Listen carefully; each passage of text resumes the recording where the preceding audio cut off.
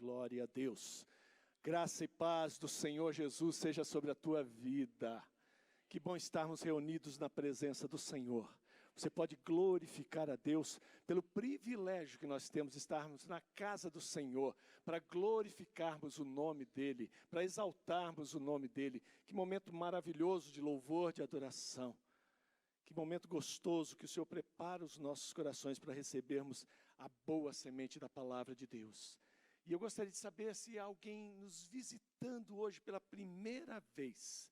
Alguém pela primeira vez? Dê um sinalzinho onde você está ali, já a mão levantada, outra mão levantada. Tem mais ali também. Que bom, olha, uma família ali. Que maravilha, que bênção. Vocês são muito bem-vindos, muito bem-vindos. Algumas pessoas vão chegar até você para te receber, mas eu gostaria que você recebesse com carinho essa chegada dessa pessoa, não se sinta incomodado ou nem intimidado de maneira nenhuma. Né? Nós queremos que você seja bem acolhido. Receba o abraço desta igreja. Você vai estar recebendo também, após o culto, você vai poder ir aqui à sala, aqui à frente, e você vai receber um presente da igreja.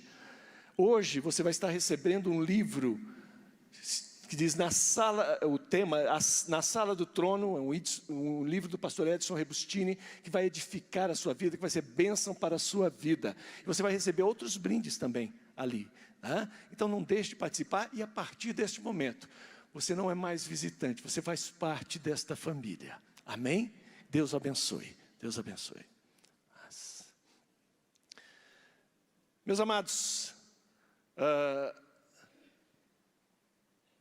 eu peço aos irmãos que abram a sua Bíblia em Provérbios. Os provérbios, existem muitos chamados ditos populares. Os provérbios não são ditos populares. Ditos populares falam algumas coisas que às vezes são verdadeiras aberrações. Tem um muito famoso, que a voz do povo, eu nem completo. Essa frase, porque é tão absurda. Porque a voz do povo é a voz do povo. A voz de Deus é a voz de Deus.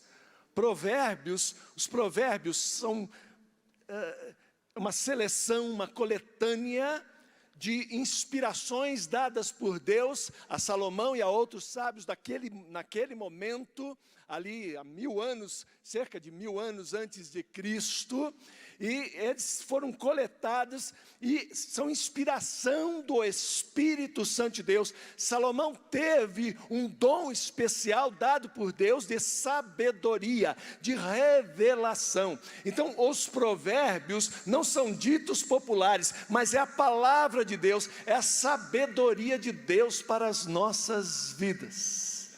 É impossível ler o livro de Provérbios, receber os ensinamentos do livro de Provérbios, pôr em prática os ensinamentos do livro de Provérbios e continuar da mesma maneira. Há sempre uma transformação de vida e uma transformação para muito melhor. E hoje nós vamos atentar para o Provérbios capítulo 4, os versículos de 23 a 27. De tudo que se deve guardar, guarde bem o seu coração, porque dele procedem as fontes da vida. Afaste de você a falsidade da boca e mantenha longe de você a perversidade dos lábios. Que os seus olhos olhem direito e que as suas vistas se fixem no que está diante de você. Faça plana a vereda dos seus pés, para que todos os seus caminhos sejam retos. Não se incline nem para a direita, nem para a esquerda. Afaste os seus pés do mal. Senhor, nós te louvamos pela tua palavra, pelos ensinamentos da tua palavra, pela sabedoria da tua palavra.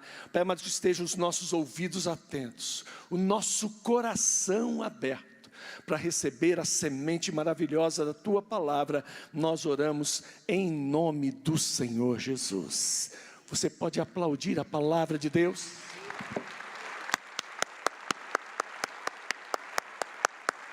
Aleluia, aleluia, aleluia. Sobre tudo que se deve guardar, guarda o teu coração, porque dele procedem as saídas da vida. Semana passada, tivemos algumas notícias um pouquinho tristes, bastante tristes, né? Falecimento de algumas pessoas conhecidas, pessoas do nosso convívio. Uma dessas pessoas, eu fui até o velório para levar um abraço do ministério dessa igreja até aquela família, e chegando ali, conversei com os filhos jovens, conversei também com a mãe daquela irmã que faleceu, e uma senhora piedosa, uma senhora muito abençoada. E eu conversei ali com os filhos, e a filha relatou o que aconteceu. Perguntei o que aconteceu, o que houve para uma morte súbita, uma morte tão repentina. Falou: pastor, ela estava numa ligação telefônica, conversando com uma amiga. A amiga ouviu somente o barulho da queda do outro lado. E com a interrupção daquela ligação, ela me acionou e nós fomos correndo para lá. A filha teve que arrombar a porta. Ao entrar no quarto, se depara com a mãe em parada cardiorrespiratória, houve todos os atendimentos, todos os cuidados, mas infelizmente aquela irmã faleceu. Resultado do serviço de verificação de óbito: infarto fulminante. Falei: meu Deus. Eu perguntei se ela se tratava, tinha algum problema de saúde. Não, pastor. Ela fazia algum tratamento, tomava algum... Não. Pessoa saudável. E eu saí dali realmente tocado, falando: meu Deus, tem pessoas doentes que não sabem que estão gravemente enfermas do seu coração. O coração físico todos nós conhecemos, e você pode sentir, se você colocar aqui, você vai sentir ele pulsar dentro do seu peito. Esse coração físico é extremamente importante, porque ele bombeia o sangue que vai para as diversas áreas do nosso corpo. Se esse coração falhar, sérias repercussões, graves repercussões e até repercussão fatal. Mas também existe o coração, que é o interior da nossa alma, a área mais profunda onde estão as nossas convicções, onde é aquilo que nós verdadeiramente somos, é o nosso interior.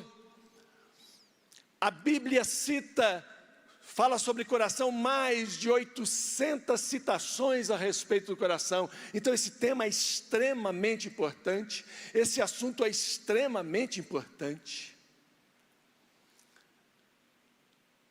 Há duas perguntas em dois cenários diferentes que eu poderia te dar a mesma resposta.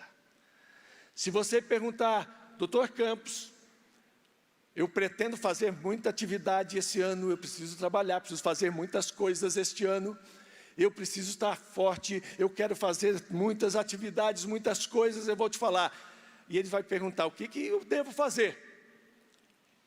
Eu não vou falar para cuidar das ruguinhas que estão aqui do lado, nem para se preocupar com o implantezinho das suas entradas. Eu vou falar: cuide do seu coração. Agora, se você perguntar para o pastor Campos: pastor, eu quero servir ao Senhor, eu quero fazer a obra do Senhor, eu quero ser usado por Deus, eu quero ser uma bênção onde eu estiver, seja na igreja, seja no trabalho, seja eu quero ser uma bênção nas mãos de Deus. Eu vou te dar a mesma resposta: cuide do seu coração.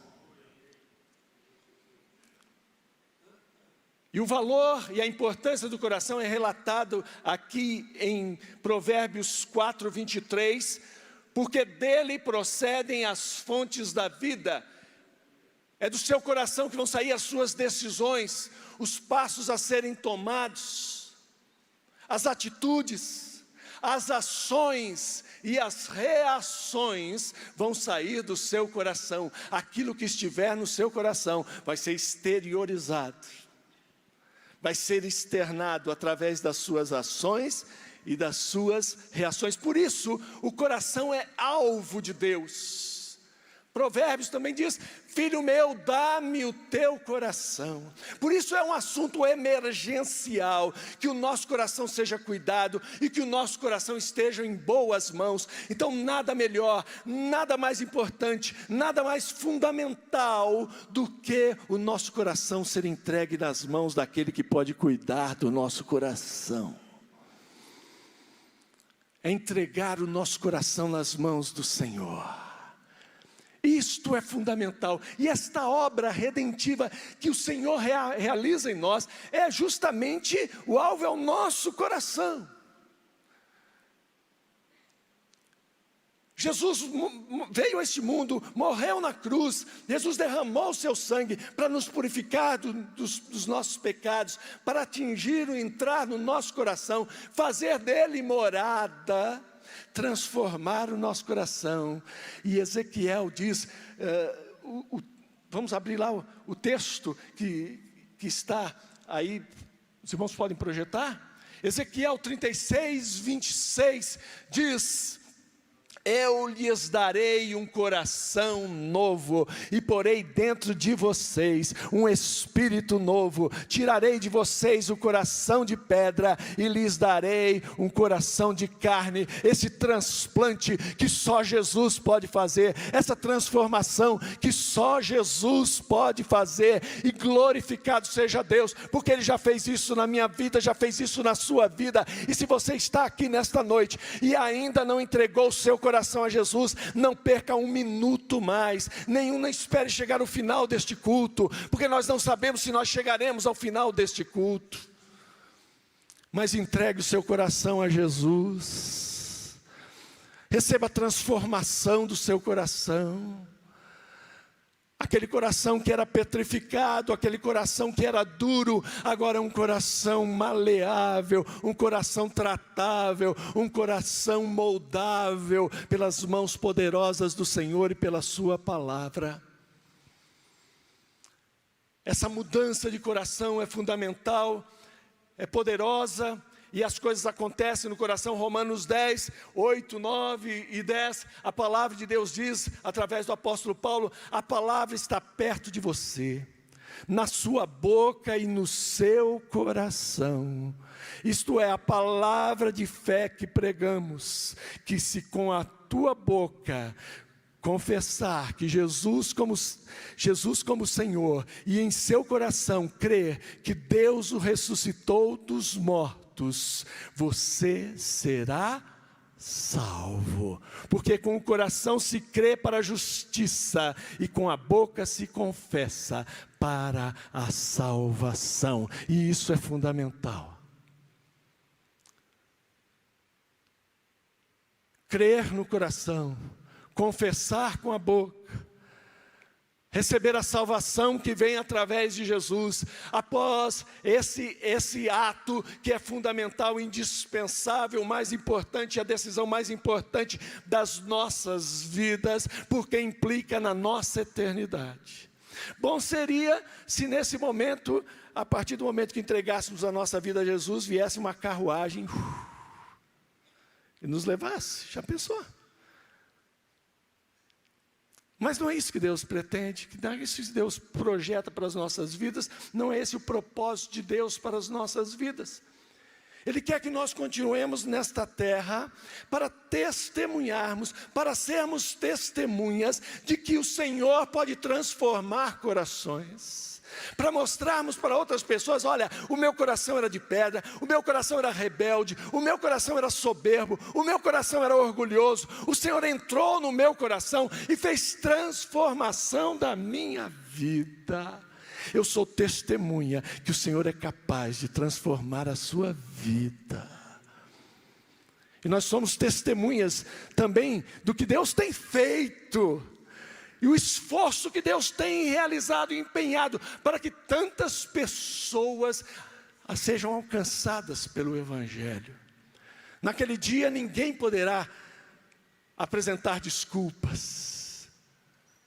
Nós somos testemunhas também do esforço dos céus, do esforço do reino de Deus, para que vidas sejam alcançadas. Eu sou testemunha do esforço desta igreja em alcançar vidas. Eu sou testemunha e somos testemunhas do esforço do pastor Edson em pregar o Evangelho, em proclamar o Evangelho, em ensinar as nossas vidas. Nós somos testemunhas disso. Deus permite que nós estejamos aqui, permaneçamos aqui, para pregar o Evangelho, para anunciar o Evangelho, para anunciar o poder que pode transformar o nosso coração. E fazer um coração novo, como estava profetizado e foi profetizado em Ezequiel. Agora, esse coração precisa ser cuidado. Quando a orientação da palavra de Deus em Provérbios diz, sobre tudo que se deve guardar, guarda o teu coração, é uma orientação dada a nós. Deus não tira de nós essa capacidade e essa condição e esse direito de termos escolhas. Mas Ele nos dá todo o instrumento, Ele nos dá todo o recurso, Ele nos dá todas as ferramentas para que o nosso coração seja conservado num coração fiel, num coração abençoado, num coração cheio da graça de Deus, num coração agora cheio do Espírito Santo de Deus. Mas existem passos que nós devemos tomar. O Senhor Jesus Ele já completou a obra ali na cruz. O Espírito Santo, e nós somos testemunhas do esforço e do trabalho dioturno do Espírito Santo em nossas vidas. Nós sentimos todos os dias o Espírito Santo falando conosco, nos convencendo, o Espírito Santo trabalhando em nossa vida, para que nós permaneçamos fiéis ao Senhor. Mas existem escolhas nossas, e a orientação sobre tudo que se deve guardar, guarda o teu coração. Guarda o teu coração, porque dele procedem as saídas da vida, as decisões que você tomará na sua vida, nesse ano de 2024, virá daquilo que está dentro do seu coração. Os passos que você vai tomar nesse ano de 2024, em toda a sua vida, como são os passos que você já tomou, as decisões que você já tomou, aquelas decisões que não foram tão boas, você pode relembrar que certamente houve alguma falha em buscar a direção de Deus, porque Deus nunca falha. Mas os acertos na sua vida, você pode se lembrar que foi orientação de Deus, que foi claramente o Espírito Santo dirigindo a sua vida, e nós somos gratos a Deus pela graça dele dispensada às nossas vidas. Nós precisamos zelar do nosso coração, cuidando das portas, das entradas do nosso coração. Através do nosso olhar, através dos nossos ouvidos, através daquilo que nós vemos, assistimos, ouvimos, aquilo que nós falamos, aquilo que nós conversamos, tudo aquilo que nós convivemos, todas essas são potenciais coisas que podem entrar ou não no nosso coração. As coisas, e muitas coisas, devem ficar no limite do pensamento. E ali pode ser repreendido, falar, Senhor, eu não aceito isso, não quero isso para a minha vida, Senhor, livra-me desses pensamentos, livra-me desses hábitos, livra-me desses costumes, mas também a pessoa pode colocar aquilo dentro do seu coração. Existe uma atividade, e é uma atividade profissional, exercida muitas vezes por homens, e muitas vezes agora está sendo exercida por equipamentos, que é o controlador de acesso. Controlador de acesso, ele vai determinar aquilo que vai entrar e aquilo que vai sair. Eu trabalho, e essa semana, coincidentemente, completou 24 anos que eu trabalho numa empresa, num local. nessa eu trabalho há 24 anos, na outra eu trabalho há 29 anos. Nessa que eu trabalho há 24 anos, todos os dias, há 24 anos, ao entrar, eu tenho que me identificar, o porta-mala do carro tem que ser aberto.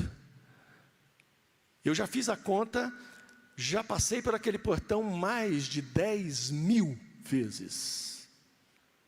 Mais de 10.000 vezes. Mas todos os dias eu tenho que chegar, eu tenho que me identificar para o controlador de acesso. Ele tem que abrir o porta-mala, porque tem coisas que não podem entrar. E quando eu saio daquele lugar, há 24 anos, embora todos me conheçam, embora todos saibam quem eu sou, quando eu saio dali, eu tenho que abrir o porta-malas, porque tem coisas que não podem sair. O controle de acesso do nosso coração precisa ser rigoroso. Ainda ontem eu entrar num local, visitar meus sobrinhos, e ali na entrada, a minha foto já estava cadastrada ali, e eu pude olhar naquele visor, e aí identificou, e não havia nada que desabonasse a minha entrada, e eu pude entrar naquele lugar. Porque há um banco de acessos que diz, olha, esse pode entrar, esse não pode entrar. Assim deve ser o controlador de acesso, nós precisamos cuidar do nosso coração, num controle rigoroso de acesso. Com um banco de dados mais rigoroso e mais tremendo, que é o Espírito Santo na nossa vida. Porque muitas vezes, meus irmãos, aqueles que moram em condomínio, por exemplo, ficam preocupados porque o controlador de acesso, muitas vezes, ele se deixa influenciar pelas aparências. É ou não é um perigo? A pessoa chega uniformizada de uma tal maneira, a pessoa chega vestida de uma tal maneira, e é porque ele não toma os devidos cuidados, não segue os protocolos. Pode entrar. E muitos prédios já foram furtados, já foram roubados até com agressão, por conta de um deslize, uma falta de cuidado no controle de acesso. Meus amados, nós precisamos ter de forma rigorosa esse controle de acesso no nosso coração. Tem coisas que não podem entrar.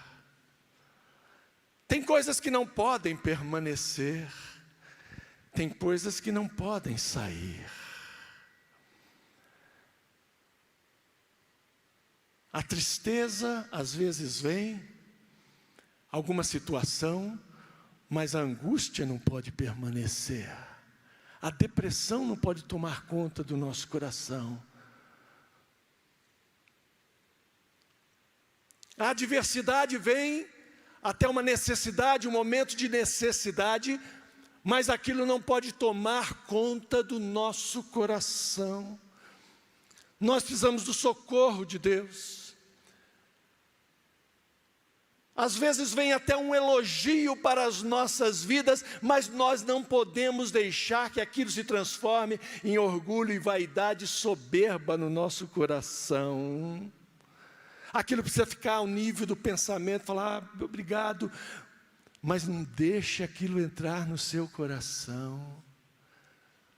Você pode até questionar, e às vezes questionar algumas situações, porque fulano teve uma promoção no meu trabalho e eu não tive.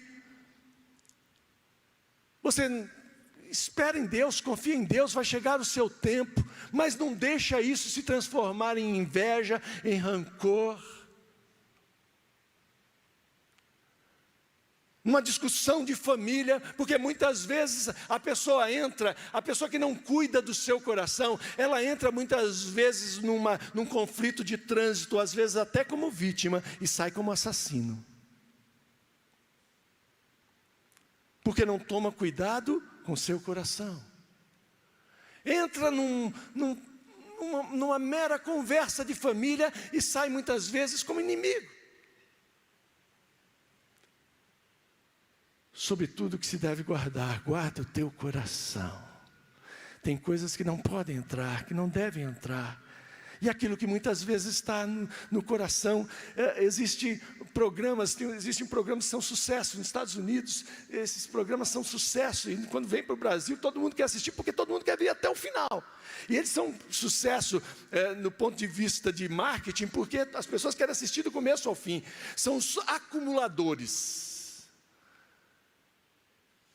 Talvez muitos de nós já tenhamos assistido a esses programas, e a pessoa vai acumulando dentro da sua casa coisas. Daqui a pouco ela vive em cima de montanhas, ela vive ali com ratos, com insetos, ela vive com mau cheiro, e ela começa a conviver com aquilo, porque ela vai acumulando dentro da sua casa, e aquilo vai se tornando normal.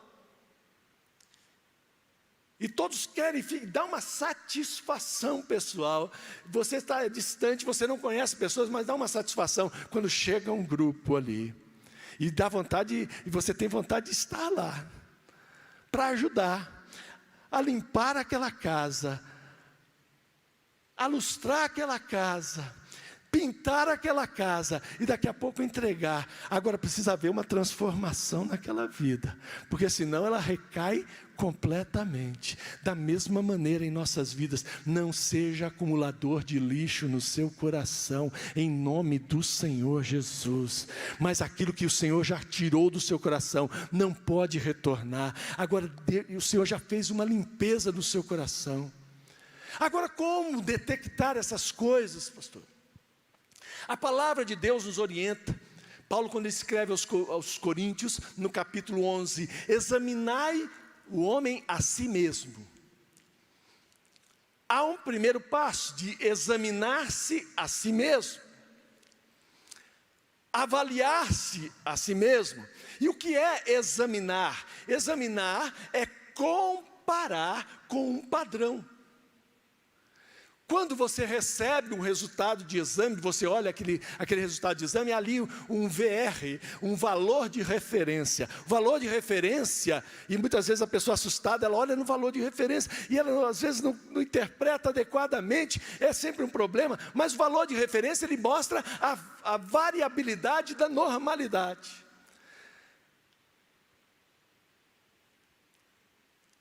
Examinar é comparar com um padrão de normalidade. E nós precisamos conhecer o que é o padrão de normalidade. A palavra de Deus mostra o que é padrão de normalidade. Pastor, como que eu vou conhecer? Lendo, estudando a palavra de Deus, ouvindo a mensagem da palavra de Deus, recebendo a direção de Deus, daquilo que é normal. Tem coisas que as pessoas estão convivendo e que não são normais, e agora tem pessoas que estão querendo modificar o valor de referência,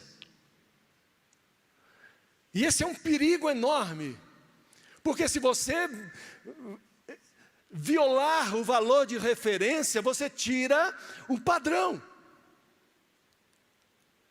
Se você considerar tudo normal, mas normal é o que a Bíblia diz que é normal. Adequado, correto e abençoado é aquilo que a Bíblia diz. Ah, mas os padrões de hoje, mas da sociedade de hoje. Por isso que está assim.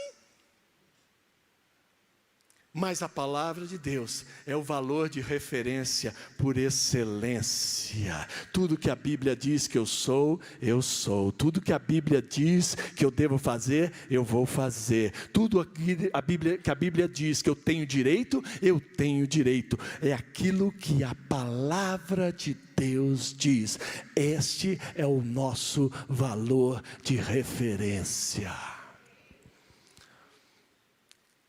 Agora, existem exames também para serem feitos. Se você deseja fazer alguma atividade física e para o seu bem-estar e para a sua vida ser prolongada e vida com qualidade, eu aconselho você a passar em consulta médica para verificar como está seu coração. E eu sou um pouquinho resistente a telemedicina.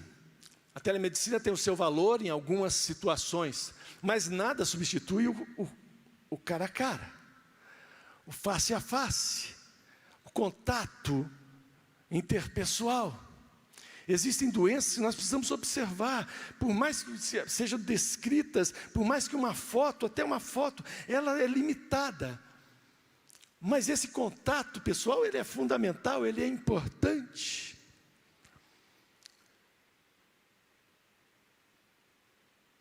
Aí você vai ao médico e a pessoa, às vezes por conveniência, me dá um exame para que eu possa fazer academia, para que eu possa frequentar a academia, tal. E a pessoa manda via online. Eu não posso entender isso. Tem horas que vai dar problema. Vai ter um momento que vai dar problema. Porque o exame precisa ser mais profundo. Não pode ser tão cômodo. Precisa ser mais profundo. E aí você vai, e é pedido um eletrocardiograma. O eletrocardiograma ele é importante para avaliar o seu coração.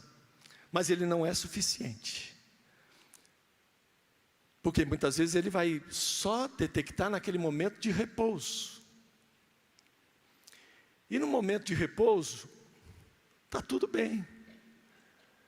Quando a avaliação é superficial, você fala, está tudo bem. Mas aí, um profissional mais consciencioso, ele vai falar, é melhor nós verificarmos, e eu vou te prescrever aqui, você vai fazer um Holter. O Holter, todos devem conhecer, alguns já devem ter feito, é um aparelho que registra o eletrocardiograma 24 horas. De 24 horas. E ali detecta em alguns momentos onde você passou nervoso, alguns momentos onde você estava dormindo, alguns momentos onde você estava fazendo alguma atividade. E ali pode detectar, houve uma alteração ali. Por quê? E assim também no nosso coração. Se a nossa avaliação for superficial, for absolutamente sem profundidade, ela não tem o efeito desejado.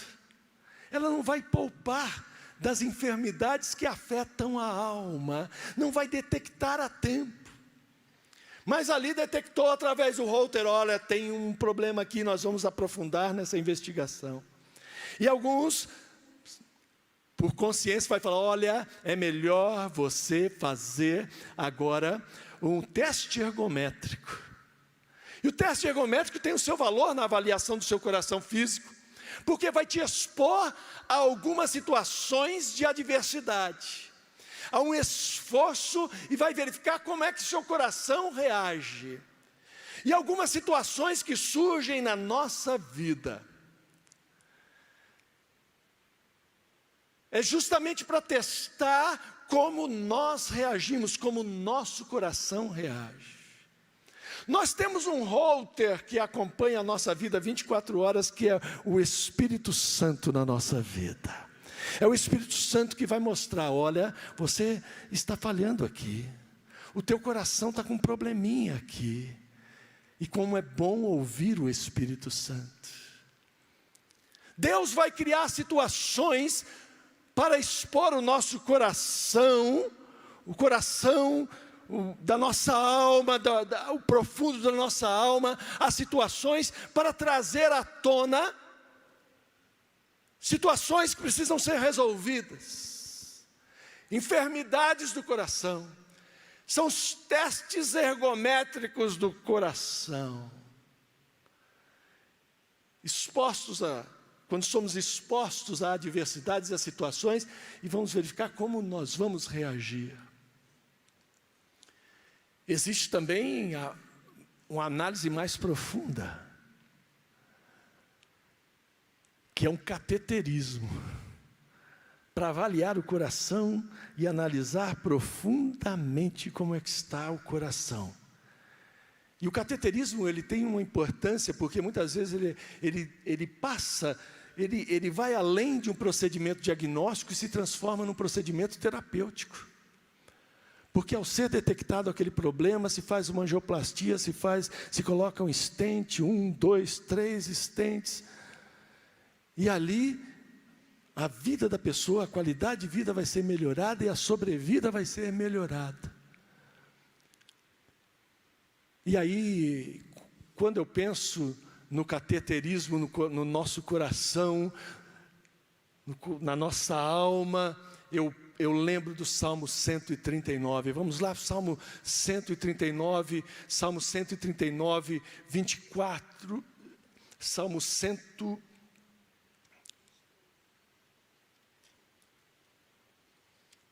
Está aqui, 23, sonda-me, ó Deus, e conhece o meu, prova-me, conhece os meus, vê se há em mim algum caminho mau, e guia-me pelo caminho eterno. Senhor, faz um cateterismo do meu coração, Senhor, sonda o meu coração, nessa análise mais profunda que só o Senhor pode fazer. Aí o Espírito Santo vem na nossa vida, e eu sei que nesta noite o Espírito Santo está fazendo cateterismos aqui nesta noite. O Espírito Santo está fazendo cateterismo, entrando no mais profundo do seu coração, para mostrar, ali tem um problema que precisa ser resolvido, uma situação que está encrustada naquela tua coronária, e que precisa ser desobstruída, para que possa fluir o poder de Deus na sua vida. É um paralelo muito importante entre o nosso coração físico e o nosso coração a que a palavra está se referindo. Guarda o teu coração, sobre tudo que se deve guardar, guarda o coração, porque dele procedem as saídas da vida. Na medicina, meus amados, nós aprendemos muito através da análise do estudo de casos. É uma coisa que eu amo, desde o momento de formação na residência médica. Nós tínhamos reuniões anatomoclínicas maravilhosas, onde discutíamos por que aquele paciente faleceu, e por que aquele paciente sobreviveu. O sucesso que foi, e todo o processo que foi feito, e com aquele caso nós assimilamos conhecimento, e esse conhecimento vai para o tratamento de próximos pacientes.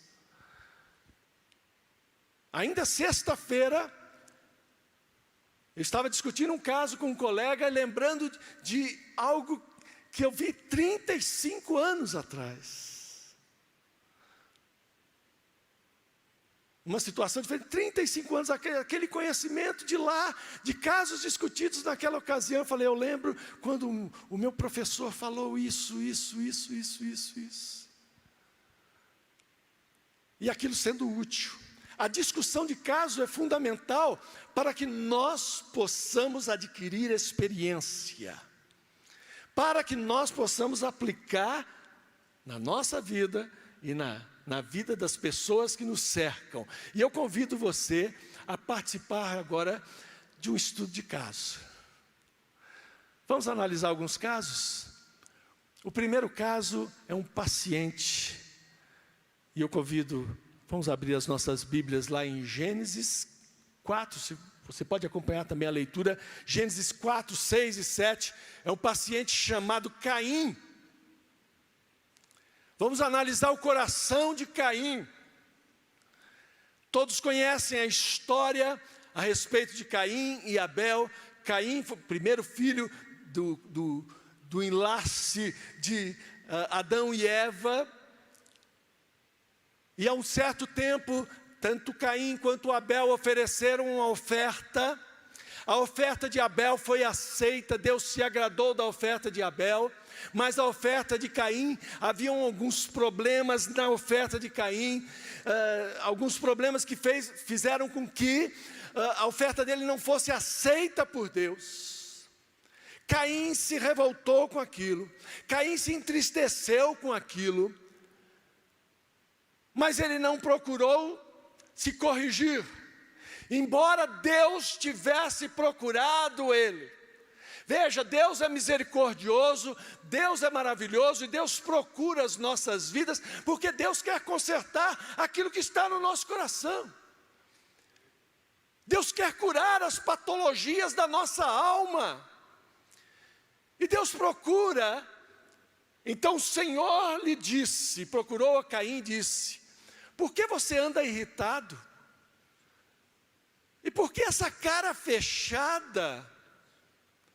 Se fizer o que é certo, não é verdade que você será aceito? Mas se não fizer o que é certo, eis que o pecado está à porta, à sua espera. O desejo dele será contra você, mas é necessário que você o domine. Infelizmente, nós sabemos da história. Caim não deu ouvidos à direção de Deus. Ele deixou que seu coração fosse tomado por uma visão de inveja, de rebelião, de falta de entendimento do plano e do propósito de Deus, de sentimento de rejeição. E aquilo tomou o coração de Caim de tal maneira que ele projetou a morte do seu irmão. Ele planeja, trama, é um crime premeditado, leva para o campo e ali ele mata o seu próprio irmão, comete o primeiro homicídio da história, um fraternicídio, porque o seu coração estava doente e não deixou, ele não permitiu que o seu coração fosse tratado por Deus. Havia chance para ele. E aquilo mudou a história da sua vida. E mudou a história da sua descendência. Quando alguém não recebe, não aceita o tratamento de Deus para o seu coração, ele está pondo em risco a sua vida, ele está pondo em risco o seu futuro, ele está pondo em risco a sua descendência. Mas graças a Deus, que Deus tem falado, que Deus tem tratado o nosso coração, e nós pedimos: Senhor, trata mesmo. Senhor, faz essa sondagem no nosso coração e transforma o nosso coração. Um outro paciente, um segundo caso clínico aqui, falarmos do coração de um outro paciente. Vamos lá para Salmo 51, 10.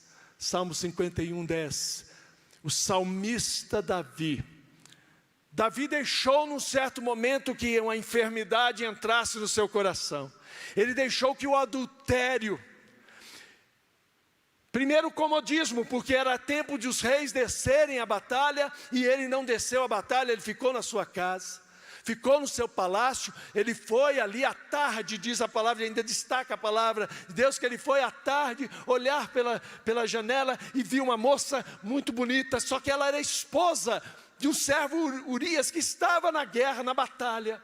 Ele a desejou, ele mandou chamá-la, ele cometeu adultério, ainda tramou a morte de Urias, se transformou num homicida, um homem segundo o coração de Deus, um homem temente a Deus, corajoso, que tinha vencido gigantes, agora é derrotado pelo seu próprio coração. Porque muitas vezes os nossos inimigos não estão externamente, os nossos inimigos estão lá dentro. Por isso a palavra de Deus nos alerta a guardarmos o nosso coração. Mas o salmista, ele orou e clamou a Deus: cria em mim, ó Deus, um coração puro e renova dentro de mim um espírito inabalável. Deus trata, Deus foi à procura, Deus enviou o profeta Natã, Deus ali trouxe à luz, trouxe à tona o pecado de Davi, e ele pôde se arrepender, pôde confessar e pôde clamar a Deus: Senhor, cria em mim agora um coração puro e renova em mim um espírito inabalável, um espírito reto. E é isso que acontece, porque Deus dá chance. E Deus tem poder de transformar o nosso coração. O paciente Davi saiu bem, com algumas sequelas, mas saiu bem.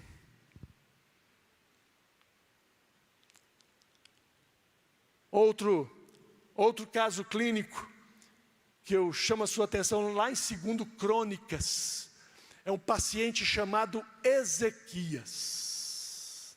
Ezequias foi um rei muito abençoado. É interessante que Ezequias, ele saiu de um lar ruim, porque o seu pai foi um péssimo rei. Havia sido um péssimo rei, ele tinha visto um péssimo exemplo, mas Ezequias tinha um coração diferente.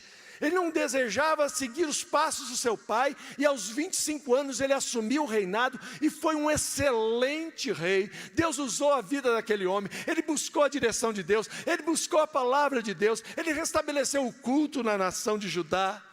Ele foi muito usado por Deus, 14 anos da primeira parte do seu reinado, do seu ministério ali. Deus usou aquele homem maravilhosamente. Aos 39 anos agora, ele recebe uma notícia. Deus envia Isaías e fala, vai até Ezequias e diz para ele que ele prepare e ele tome cuidado do seu lar, porque eu vou agora retirar ele dessa terra. Ezequias recebe a notícia. Ezequias fica abalado. Isaías passa a notícia com tristeza, porque Isaías era amigo de Ezequias. Isaías sai, mas Isaías ainda não tinha saído do templo. Ezequias voltou para a parede e clamou a Deus pela misericórdia de Deus. Deus ouviu a sua oração. Deus avisou a Isaías, volta lá e diz que eu estou dando mais 15 anos de sobrevida para Ezequias. Ezequias continuou o seu reinado, nessa prorrogação agora de mais 15 anos. Porém diz a palavra que no momento ele recebeu a visita dos príncipes da Babilônia. E ele expôs todo o reino. Ele expôs todo o reino e ele apresentava aquilo como as suas conquistas. Aquilo foi um grande problema na vida de Ezequias. Aquilo comprometeu a sua vida, aquilo comprometeu a sequência do seu reinado, aquilo comprometeu o reino de Judá, aquilo comprometeu a sua descendência.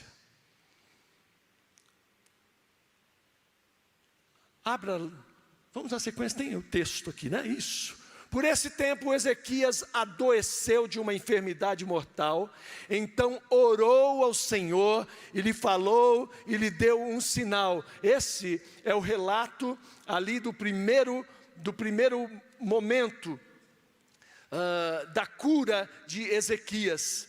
Naqueles dias adoeceu Ezequias mortalmente, então orou ao Senhor, que lhe falou e lhe deu um sinal. Versículo 25 diz, mas não correspondeu Ezequias aos benefícios que lhe foram feitos, pois o seu coração se exaltou, pelo que houve ira contra ele e contra Judá e Jerusalém. E a partir daí o versículo 26 a 30 conta um relato das grandes conquistas de Ezequias, de tudo aquilo que Deus fez através da vida dele, porque foi um grande rei em Judá. O versículo 31 diz, contudo, e esse versículo me dá um temor, me traz um temor muito grande, porque contudo, quando os embaixadores dos príncipes da Babilônia lhe foram enviados para se informarem do prodígio que se dera naquela terra, Deus o desamparou. E é a mesma versão, e aqui também está dizendo, Em alguma versão diz, Deus o deixou só, Deus o deixou só, para prová-lo e fazê-lo conhecer tudo que lhe estava no coração. Existem situações que surgem na nossa vida, e eu fico cada vez mais atento, porque situações surgem na nossa vida, para trazer à tona aquilo que está no nosso coração, e aquilo não é maldição de Deus, aquilo não é um mal de Deus para as nossas vidas, mas é o bem de Deus para trazer à tona, porque se Deus traz à tona, é para ser tratado, é para ser curado, é para ser transformado. Se existem situações na sua e na minha vida que estão trazendo à tona algumas coisas que estavam lá no interior do nosso coração, é porque Deus é poderoso para tratar, para transformar. Ezequias teve a oportunidade de se arrepender, mas houve consequências. Mas o seu coração se exaltou. Vamos lá para uma outra, essa é uma paciente. Marcos capítulo 12, 41 a 44. Vamos ver o caso dessa paciente. Não, a Bíblia não cita o nome dela, mas ela é uma viúva. A palavra de Deus diz: sentado diante da caixa de ofertas do gasofilácio, Jesus observava como, em algumas versões diz, a maneira. Isso é tremendo. Jesus não estava ali observando quanto, mas Jesus estava observando a maneira. Quando nós ofertamos, quando nós adoramos a Deus, quando glorificamos a Deus, no momento de louvor, de adoração, em todos os momentos da nossa vida, como nós reagimos diante da situação, Jesus está observando a maneira. Como nós atuamos diante das circunstâncias e das situações. Sentado diante da caixa de ofertas, Jesus observava como o povo lançava ali o dinheiro.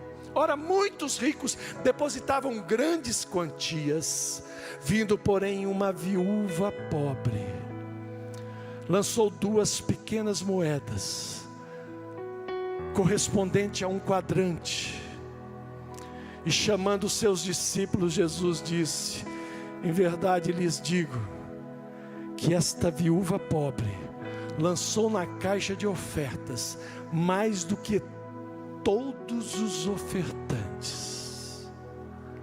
O gesto daquela mulher refletiu o que havia no seu coração. Ser viúva naquela época não é como ser viúva hoje. Hoje tem viúvas que vivem muito bem. Tem viúvas que vivem bem, mas perderam, vivem bem financeiramente, mas a perda de um ente querido, de uma pessoa que nós amamos, isso machuca o nosso coração. Eu não sei o que seria viver sem Eliane. Nós vamos completar o mês que vem, 32 anos de casados. Ter uma perda de uma pessoa que nós amamos, uma pessoa querida, e passar necessidades, como as viúvas passavam. Mas essa mulher do seu coração ela não guardava rancor, ela não guardava ressentimentos para com Deus, porque ela projeta sair da sua casa e falar: eu vou louvar, eu vou adorar o meu Deus, eu vou levar aquilo que eu tenho. E diz a palavra de Deus, e Jesus é a testemunha, e Jesus dá testemunho a respeito disso, que ela ofertou tudo, ela deu tudo, porque ela não deixou que a tristeza, que a adversidade tomasse conta do seu coração. mas ela estava a serviço do reino, louvando a Deus, glorificando ao Senhor, adorando ao Senhor, entregando tudo, mesmo com seu coração apertado. Os gestos, as atitudes, as ações, as reações revelam aquilo que está no nosso coração. Sobre tudo que se deve guardar, guarda o teu coração, porque dele virão os nossos passos, os nossos gestos, as nossas atitudes, as saídas da vida, as escolhas. Eu convido você a se colocar em pé.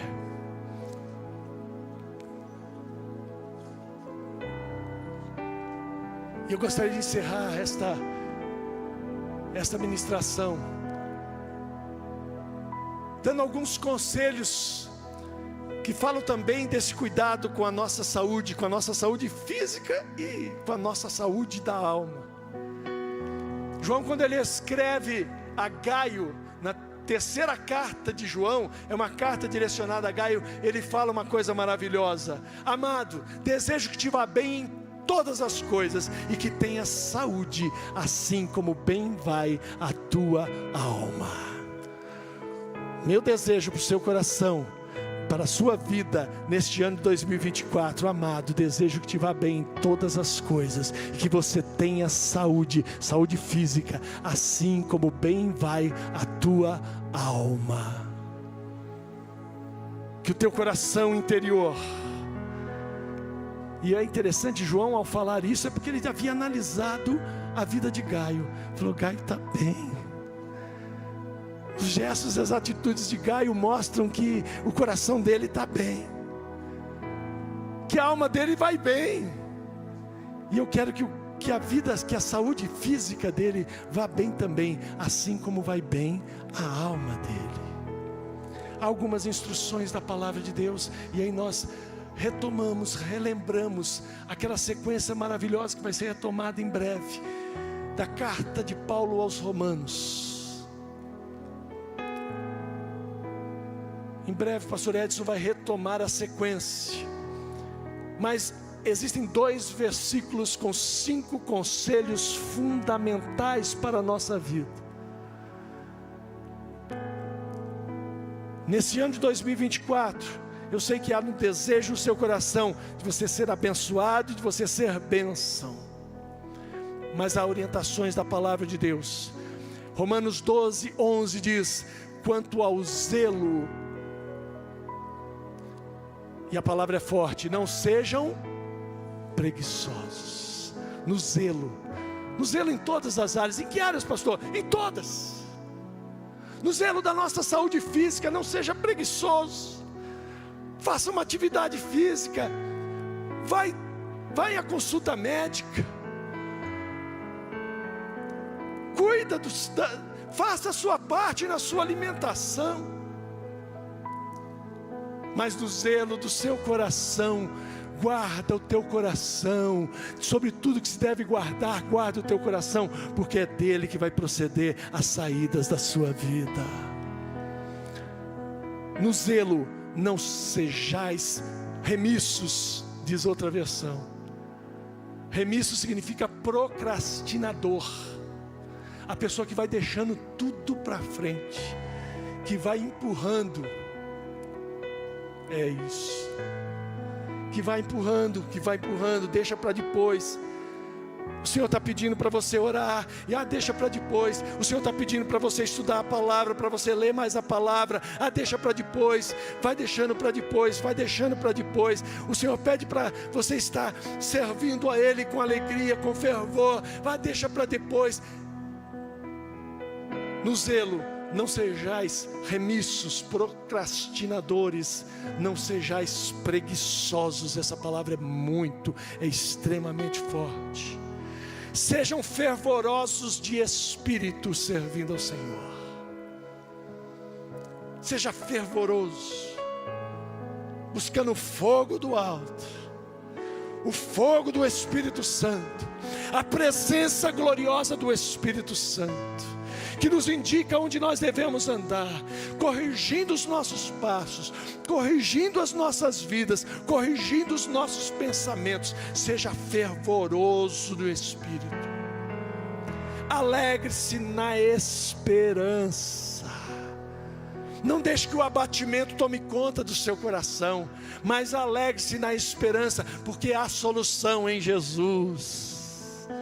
A tristeza quer entrar na tua vida, a tristeza vem porque está passando por alguma dificuldade, adversidade, alguma situação de enfermidade na família, alguma coisa que está querendo abater a tua alma. Lembre-se da esperança que nós temos em Cristo, porque nele há solução. O choro pode durar uma noite, mas a alegria vem pela manhã. Nós confiamos na palavra de Deus. Alegre-se na esperança. Sejam pacientes na tribulação. Paciente também é ser perseverante na tribulação. Diante da dificuldade, não perca a paz. Diante da adversidade e da tribulação neste ano de 2024, não perca a paz. O barquinho pode estar ali no mar, chacoalhando, você está muitas vezes aflito. Sabe o que Jesus fazia? Jesus estava dormindo ali no barco.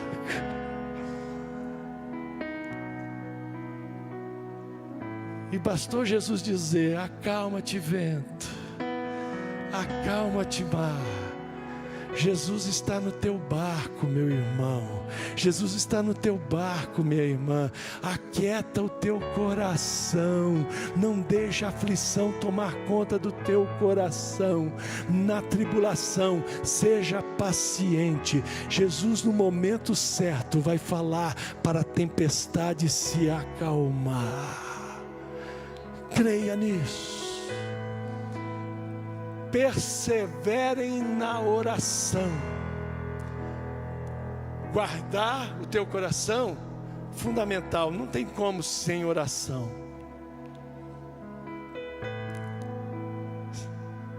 Orar, apresentar diante de Deus as tuas dúvidas, as tuas dificuldades, as tuas aflições. É impossível se levantar de um momento de oração da mesma maneira como se chegou. Porque o Senhor vai renovar no seu coração a esperança, a alegria, e Deus vai apresentar soluções. Conversa com o Senhor, Ele vai apresentar soluções, aquilo que você não está vendo, porque às vezes o seu olhar e a sua visão, o seu coração está tomado pelo problema. Ora a Deus, apresenta diante de Deus, e você vai ser esclarecido sobre tudo que se deve guardar. Guarda o teu coração. Eu convido você a erguer as suas mãos nesse momento. Fala: Senhor, Senhor, me ensina, Senhor, que eu possa aprender a guardar o meu coração, a guardar o meu coração de tudo aquilo que está tentando tomar conta do meu coração. Judas não guardou o seu coração, e de maneira tão radical, a ponto de Satanás entrar no seu coração. Há outros casos bíblicos, mas você é diferente. Você está pedindo ao Senhor: Senhor, guarda o meu coração. Me ensina, Senhor, a guardar, a fazer a minha parte, a guardar o meu coração. Faz isso, Senhor. Faz isso em nossas vidas. Nós vamos cantar esse cântico agora. Vamos cantar.